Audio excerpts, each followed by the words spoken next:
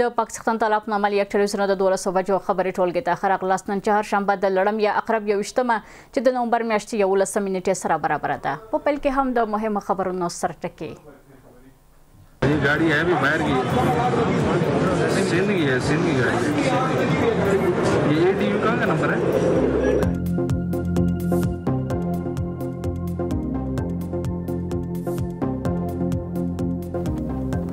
د هند ملاتړي ډلې د اسلام آباد په برید کې لاس لري د پاکستان لومړي وزیر شهباز شریف ادعا کړې چې د هند ملاتړي نیابتي ډلې د اسلام آباد په ځانمرګي برید کې لاس لري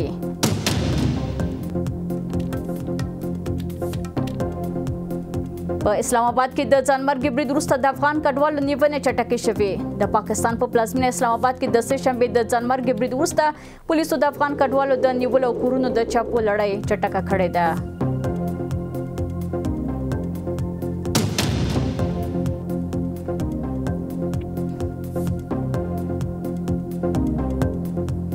او په کابل کې د ډبرو سکرو یو ټن 6800 افغانۍ وټاکل شو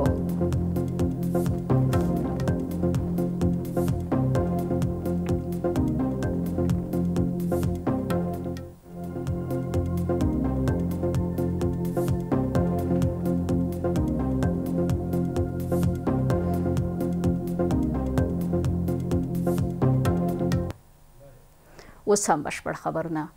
د افغانستان د کورنیو چارو وزارت موین او له پاکستاني لوري سره د مذاکراتي پلاوي غړي رحمت الله نجیب ویلي چې پاکستاني اساسو په وروستیو مذاکراتو کې غوښتنه کړې و څو اسلامي امارت فتوا صادره کړې چې د پاکستان دننه روانه جګړه ناروا ده نجیب د یو مرکې پر مهال څرګنده کړه چې دا غوښتنه د منځګړو له لوري هم مطرح شوې وه خو هغوی د دواړو هیوادونو ترمنځ له حساسو موضوعاتو او واقعیتونو بشپړ خبر نه وو نوموړي زیاته کړه افغان پلاوي د فتوا د صادرېدو له اصل سره هوکړه کړې وه خو ورته یادونه یې کړې وه چې د فتوا اعلان د دارالفتح صلاحیت دی او هغوی پریکړه د شریعت له مخې کوي نه د چا د غوښتنې له مخې د ښاغلي نجیب پر وینا دا موضوع ښایي د پاکستاني لوري لپاره د منلو وړ نه وه او همدا اختلافات د دې لامل شول چې مذاکرات بې پایلې پای ته ورسیږي په پیل کې هم پام وکړئ یو تازه خبر ته د افغانستان د صنعت او سوداګرۍ وزیر نورالدین عزیزي وایي افغان سوداګرو ته 3 میاشتې وخت ورکړل شوی څو له پاکستان سره خپله سوداګري بنده کړي عزیزي نن په یو خبري ناسته کې ویل که د افغانستان او پاکستان ترمنځ د سوداګرۍ په برخه کې مطلق ډاډ موجود نه وي نو له پاکستاني لوري سره راکړه ورکړه اجباري نه ده نوموړي زیاته کړه د افغان حکومت هڅه دا ده چې د سیمه ییزو او بدیلو لارو له لارې د صادراتو او وارداتو دوام یقیني کړي ولیکن از طرف پاکستان حقیقت گپمی است که میخواهند ملت مسلمان افغانستان ملتی که در دو دوره از خود قهرمانی نشان دادن رشادت نشان دادن بزرگواری نشان دادن عوضی که برادری یک تقدیرشان تجار از ایره مهاجرش همیشه متضرر میسازند این از حوصله امارات اسلامی از حوصله جناب شیخ صاحب امیرالمومنین بارها برای خود ما خدا درشای تصفیه کرده که از تعامل کار بگیری از برادری کار بگیری از اخوت کار بگیری آخه اخوت هم خو یک طرفه والله شود ما اگر هر قدر فریاد بکنیم ما اخوت میکنیم او طرف از او طرف گای کانتینر ما را بند میکنه گر راه ما را بند کنه چند روز پیش همراه دوستای در یک مجلس بودیم در ظرف یک ماه بیش 200 میلیون دلار به تجار ما خساره رسانده ای است آخه همین گوشای دین است همین گوشای مسلمانی است تو راه یک مسلمان چرا بند میکنی ولی بمب اتم داری در سر ما استفاده میکنی هزار مشکل دیگه خودت داری برای مشکلت حل کن از ملت افغانستان شما چی میخواین برادری قسمی که توصیه کرد جناب جمله صاحب من هیچ کپی ندارم یک خواهش برادری از پیش دارم که وقتی که میگه دوای بی کیفیت بند کنی برادر هم ملت ما متضرر است هم مردم ما متضرر است هم گمرک ما متضرر است هر چیز ما متضرر است یک اسپرینگ بایر ما اینجا میخوریم والله فایده کنه وقتی که در شفاخانه خود پاکستان میریم پیچکاریش میشه همه چیزش میشه فایده میکنه میلیون ها دلار به شفاخانه پاکستان میریم همین بیای همین بند کنیم چی میشه چی فرق میکنه راه های دیگه است الحمدلله راه های هوایی است دهلیزهای هوایی حاجی ملا صاحب سرش کار میکنه دیگه راه های بدیل چابهار از کار میکنیم دیگه راه ها برای ما باز است لطفا برادری خواهش میکنیم دیگه ای که مشکل ما چیه ما تجار محترم عالی دست پاکستان هستیم اگر صادراتم میکنم من میکنم اگر وارداتم میکنم من میکنم چرا اینطور باشه خود پاکستانی اگر میخواد تولیداتش بیاره در افغانستان بازاریابی کنه بفروشه چرا در دایکندی تو کیل پاکستان میفروشی برادر؟ خیریت است. چرا هم پاکستان تو در واخان و در اشکاشم در اینجا میبری میفروشی؟ خیریت است. چرا؟ بیا خودش بازاریابی بکنه. وقتی که ما میخوایم بازاریابی بکنیم باید تولیدات خود ما را در پاکستان باید بازاریابی بکنیم. امروز کیل پاکستان در دایکندی پیدا میشه. از غریب بیچاره دایکندی بازاریابی میشه و پول کشیده میشه میره در جیب همون بدمعاشای پاکستان.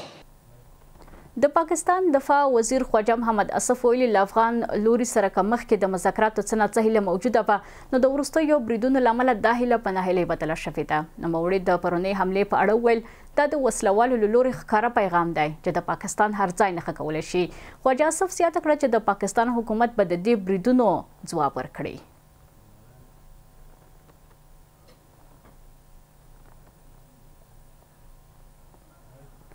د پاکستان دفاع وزیر خواجه اسف ویلي چې که ترکیه او قطر له افغانستان سره د خبرو اترو بل پړاو د پیل کولو وړاندیز وکړي هیواد یې چمتو دی چې له کابل سره خبرې بیا پیل کړي. په ورته وخت کې د افغانستان د بهرنیو چارو وزارت د مالی او اداري مرستیال ویلي چې که اسلام آباد ښه نیت ولري او واقعیت ولري کابل چمتو دی چې د خبرو اترو او هوکړې له لارې تاوتریخوالی حل کړي. د بل خوا په ملګرو ملتونو کې د پاکستان دایمي استازي ادعا کړې چې په افغانستان کې پاتې پرمختللي وسلې د ترهګرو ډلو لاسته لوېدلې او د ګاونډیو هیوادونو او سیمې لپاره جدي ګواښ دی. په مقابل کې د افغانستان د کورنیو چارو وزارت د هغه څرګندونې رد کړې او روښانه کړه چې په افغانستان کې پاتې ټولې وسلې ډیپوګانې دي او د اسلامي امارت د مشر د فرمان پر بنسټ به د اړتیا په وخت کې وکارول شي. Pakistan has always advocated for peace. وروسته له هغې چې پاکستاني پلاوی په استانبول کې د کابل و اسلام آباد د سولې د خبرو اترو له میزه لاړو اوس لیدل کېږي چې پاکستان غواړي بیرته د خبرو اترو میز ته راشي. د پاکستان د دفاع وزیر خواجه اسف جیو نیوز ته ویلي چې که ترکیه او قطر د اسلام آباد او کابل ترمنځ د خبرو اترو بل پړاو پیلولو وړاندیز وکړي نو هیواد چمتو دی چې له افغانستان سره خبرې اترې بیا پیل کړي. په داسې حال کې چې پاکستان له جګړې لاس اخلي او د خبرو اترو میز ته د راستنېدو لپاره چمتووالی اعلانوي د پاکستان صدر اعظم شهباز شریف د کابل سره په وروستۍ جګړه کې د افغانستان پر وړاندې د پاکستان د پریکند غبرګون په اړه خبرې کړې دي. نوموړي په اسلام آباد کې په یوه غونډه کې ادعا کړې چې پاکستان په سوله ییزو ګاونډیانو باور لري او د دې لپاره دوامداره هڅې کوي. Pakistan has always advocated for peace. پاکستان تل د خبرو اترو ډیپلوماسۍ له لارې د سولې ملاتړ کړی دی. موږ باور لرو چې سوله او امنیت د دوامداره ملي او سیمه ییز پرمختګ بنسټ دی. په همدې حال کې د افغانستان د بهرنیو چارو وزارت اداري مرستیال محمد نعیم وردک په کابل کې له ډیپلوماټانو سره په غونډه کې ویلي چې د افغانستان او پاکستان ترمنځ د خبرو اترو د ناکامۍ لامل د پاکستاني لوري غیر واقعي او غیر عملی غوښتنې وي. نوموړي دا هم ویلي چې پاکستان د ښه نیت په درلودلو سره چمتو دی چې دا کړکېچونه د خبرو اترو او هوکړې له لارې حل کړي. د بهرنیو چارو وزارت مینو ویل موږ منځګړو هیوادونو سره نږدې اړیکه کوي او چمتو یو چې هر کله پاکستاني لوري مذاکراتو کې د ښه نیت ښودنه وکړي او په غوښتنو کې معقولیت او واقعبیني منځته راسي. د افغانستان اسلامي امارت چمتو دی چې د ډیپلماسي او تفاهم له لارې د موضوع حل ته راوګرځي. چون پاکستان خودش یک پروژه دارد از طرف کشورهای بیرونی غربی برای داده شده یک منطقه را به ثبات بسازه و دریچه جنگ برای خود باز کنه و زمینی آمدن امریکا را مساعد کنه با باگرام به ایجا به خاطر سیاست دورنگی را پیش میگیره. خو په ملګرو ملتونو کې د پاکستان دایمي استازي عاصم افتخار ادعا کړې چې په افغانستان کې پاتې شوې پرمختللې وسلې د ترهګرو ډلو لاسته لوېدلې او د ګاونډیانو هیوادونو او سیمې لپاره یو جدي ګواښ دی. خو د افغانستان د کورنیو چارو وزارت په ملګرو ملتونو کې د پاکستان د استازي ادعاوې رد کړې او ویلي دي چې په افغانستان کې پاتې ټولې وسلې زیرمه شوې د اسلامي امارت د مشر په امر د اړتیا په وخت به وکارول شي. اسلحه، تجهیزات و سایت نظامی که از اداره قبلی به امارت اسلامی افغانستان به طور غنیمت مانده همیشان از منافع کشور بوده، مخصوصا منافع امنیتی کشور. امارت اسلامی افغانستان در قسمت حفظ و مراقبت کاملی و متعهد بوده. همکنون نیروهای امنیتی به طور نیاز از زمان اسلحه و تجهیزات نظامی استفاده میکنند در قسمت تامین امنیت مردم. مطابقی که کاملا اضافه مانده همهشان در دیپوها و سلاکوتها محفوظ و دیپو هستند. هیچ کس حق دسترسی به آنها را ندارند. در صورت نیاز به و فرمان القدر امین شخص حفظه الله در قسمت بخش امنیتی استفاده میشه. مطابق همیشان محفوظ است. هر کسی که در قسمت نگرانی داره هر جهتی که باشه ما کاملا نگرانی هایشان را مسترد میکنیم. دا په داس حال کې ده چې د پاکستان د عوامي نېشنل ګوند مشر محمود خان اڅکزي هم د پاکستان اوسني واکمنان ناپوه او بې کفایته بللي او ویلي دي چې دوی د بریټانیا د استعمار پالیسي تعقیبوي او له خپلو ګاونډیانو سره دوستي نه غواړي. هغه ویلي چې د فرضي ډیورنډ کرښې په رسمیت پیژندل د پاکستان تر څارنې لاندې د افغانستان د بهرني سیاست تنظیم او د اسلام آباد په امر د کابل حکومت چلول د پاکستان درې اصلي غوښتنې دي.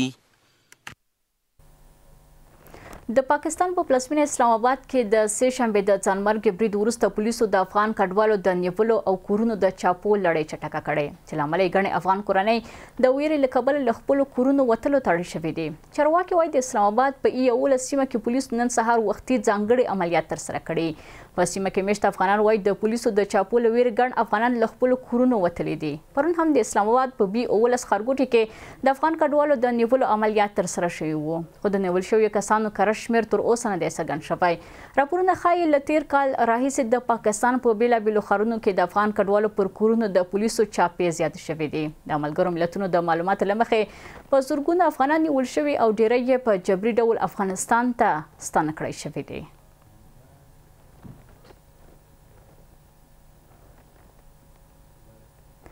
د افغانستان او پاکستان د سوداګرۍ د ګډې خونې مشر خانجان الکوزی وایي چې د تیر یوې میاشتې راهیسې د تورخم لارې تړل کېدو دواړو خواو ته له 100 میلیونه ډالرو زیات زیان اړولی دی. پر سوداګریزو فعالیتونو د سیاسي کړکېچونو دروند سیوری.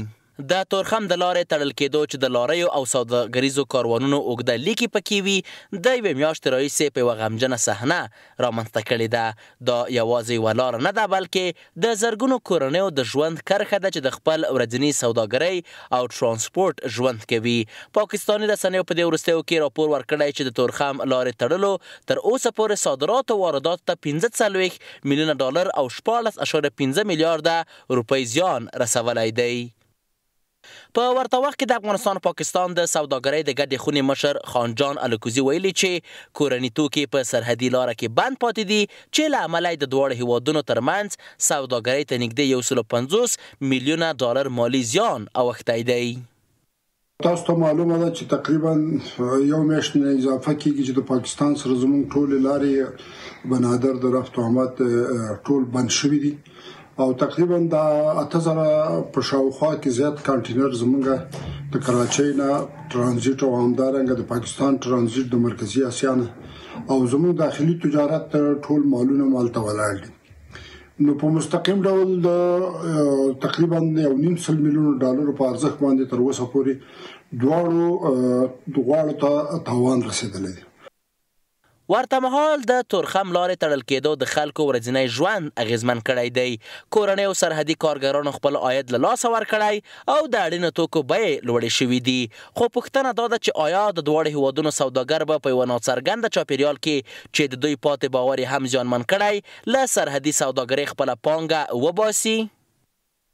ولی یک چیز غیر مترقبه و نادر برای ما نیست، بلکه پاکستانی ها از سال 1953 به این طرف تا سال 2025 104 مرتبه بنادر را بسته کردن برای ما و در مجموع 1 میلیارد و 400 میلیون دلار بالای ما ضرر وارد کردن.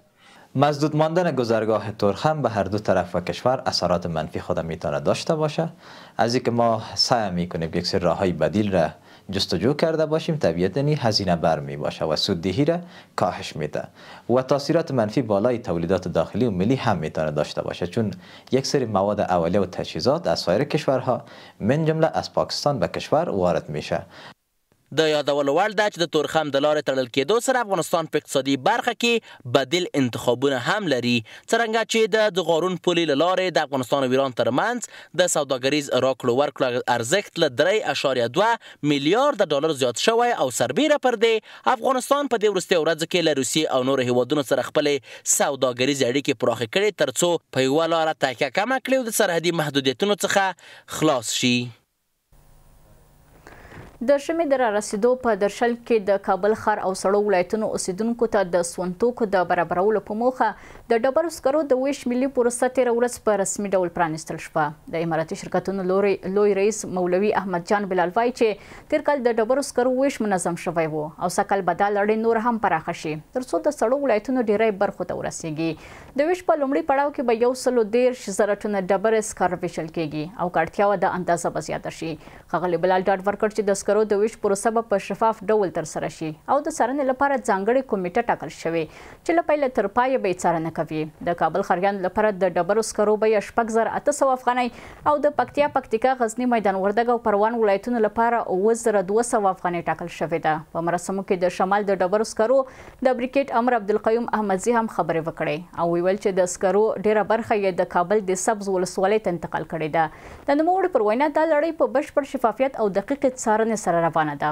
ترڅو سکاره په عادلانه ډول خلکو ته ورسیږي. له تاسو خپل ټول همکاران په مننې سره زموږ د 12 بجو خبري ټولګه پر همدې ځای پای ته رسیږي. ښه وخت ولرئ.